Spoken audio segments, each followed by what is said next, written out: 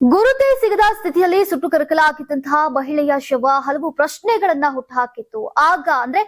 ಈಗ ಆ ಪ್ರಕರಣವನ್ನ ಭೇದಿಸಿರುವಂತಹ ಪೊಲೀಸರು ಕೊಲೆಯ ಹಿಂದಿನ ಬೆಚ್ಚಿ ಬೀಳಿಸುವಂತಹ ಸತ್ಯವನ್ನ ಬಯಲಿಗೆಳೆದಿದ್ದಾರೆ. ಜೂನ್ 24ರಂದು ಜವನಹಳ್ಳಿ ಗುಡ್ಡದ ಬಳಿ ಮಹಿಳೆಯೊಬ್ಬರ ಸುಟ್ಟ ಶವ ಪತ್ತೆಯಾಗಿತ್ತು. ಸ್ಥಳದಲ್ಲಿ ಸಿಕ್ಕಿದ್ದಂತಹ ಕೈಗಡಿಯಾರ, ಉಂಗುರ, ಹೇರ್ ಕ್ಲಿಪ್ ಹಾಗೂ ಮನೆಯ ಕೀಲಿಯನ್ನ ಸುಳಿವಾಗಿಸಿಕೊಂಡು ತನಿಖೆಯನ್ನ ಆರಂಭಿಸಲಾಗಿತ್ತು. ಬಳಿಕ ಸಿಸಿಟಿವಿ ದೃಶ್ಯಗಳ ಪರಿಶೀಲನೆಯಲ್ಲಿ ಇಟಿಯೋಸ್ ಕಾರು ಒಂದು ಪತ್ತೆಯಾಗಿತ್ತು. ಈಗ ಅದರ ಮಾಲೀಕ ತಮಿಳುನಾಡಿನ ಉಪ್ಪಾರಳ್ಳಿಯ ರಾಜಶೇಖರ್ ಅನ್ನೋದು ತಿಳಿದು ಬಂದಿದೆ.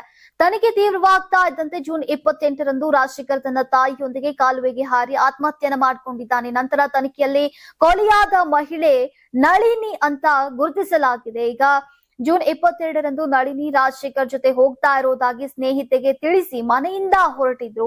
ಬಳಿಕ ರಾಜಶೇಖರ್ ಆಕೆಯನ್ನ ಕೊಲೆ ಮಾಡಿ ಮೃತದೇಹವನ್ನ ಮಂಡ್ಯದ ಜವನಹಳ್ಳಿ ಗುಡ್ಡಕ್ಕೆ ತಂದು ಸುಟ್ಟು ಹಾಕಿರುವುದು ಈಗ ತನಿಖೆಯಲ್ಲಿ ಬೆಳಕಿಗೆ ಬಂದಿದೆ. ನಳಿನಿ ಮದುವೆಗೆ ಒತ್ತಾಯ ಮಾಡ್ತಾ ಇದ್ದಂತಹ ಹಿನ್ನೆಲೆಯಲ್ಲಿ ಈ ಕೊಲೆ ನಡೆದಿರುವಂತಹ ಶಂಕೆ ವ್ಯಕ್ತವಾಗಿದೆ. ಸಾಕ್ಷ್ಯ ನಾಶ ಮಾಡೋಕೆ ಶವವನ್ನ ಸುಟ್ಟು ಹಾಕಿದ್ದಂತಹ ಈ ಪ್ರಕರಣವನ್ನ ಮಳವಳ್ಳಿ ಗ್ರಾಮಾಂತರ ಪೊಲೀಸರು ಚಾಣಾಕ್ಷ ತನಿಖೆ ಮೂಲಕ ಭೇದಿಸಿದ್ದಾರೆ.